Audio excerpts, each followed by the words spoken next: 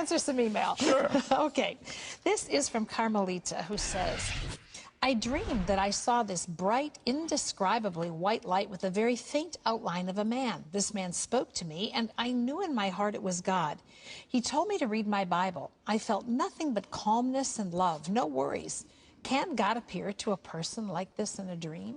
Of course. There are a number of times that God appears in dreams to people in the Bible. The one that comes to mind is the dream Solomon had, where he's the newly crowned king, and he goes off to offer sacrifice to God. Now, God appears to him in a dream, asks him a question, what can I do for you, Solomon? And I love Solomon's answer. Lord, I need wisdom. I don't know how to govern these people. I need wisdom. And God loved that. So I would be interested in what did God tell you to read in the Bible, or was it just a general instruction to read the Bible? If it was, then pray and ask him, what do you want me to read today? What do you want to show me today? And understand that when Jesus promised that the Spirit of God, the Holy Spirit, would lead you into all truth, it's that kind of understanding, and pray for that kind of illumination when you read the Bible. And it'll take you on a great journey where the Holy Spirit becomes your teacher as you read through the Bible. So try that prayer and see if it works. Okay, here's Billy's question. Is there a complete book of the Gospel of Thomas, and was it led by the Holy Spirit like the other Gospels? Billy, the Gospel of Thomas is a Gnostic gospel, probably written between 300 and 400 A.D. The most complete version was discovered in a bunch of Gnostic scrolls that were hidden in the desert.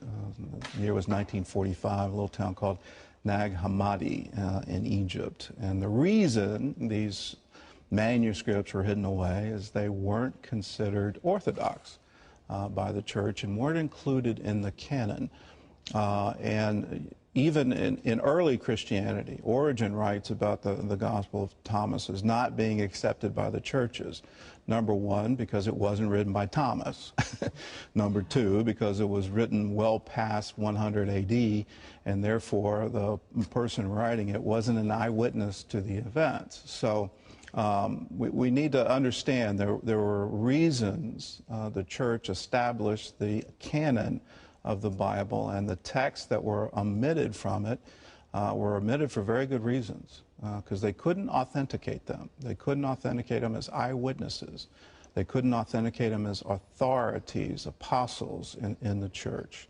And therefore they were excluded. And we shouldn't be adding them back in just because somebody finds a scroll in the desert in 1945. Good answer. You pass. Gordon gets an A. I get an A. Yay! I knew you were hoping. Okay. This is Carlos, who says, is it okay to get married again after my spouse passed away, or am I destined to be alone for the last half of my life? Carlos, I don't know whoever told you that, but it's till death do you part. And when your spouse dies, you're free to remarry. And that's even with the words of Jesus, which are probably the strictest in terms of remarriage. But death is yes, you can remarry. You don't have to spend your life alone. Okay, this is from Tiffany, who says, some Christians give the impression that God has given us creative power with our